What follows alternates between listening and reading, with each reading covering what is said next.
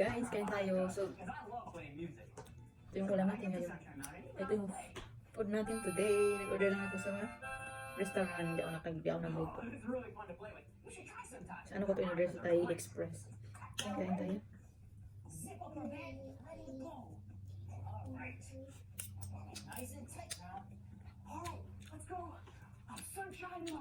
Masyadong masos, kaya lagyan natin ng konting white rice.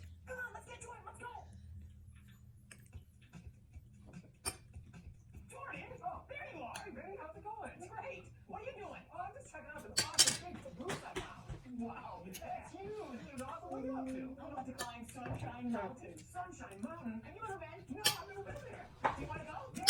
Let's go. Nakalagay sa dito. Ang laki. Hindi ko maubos ng dami.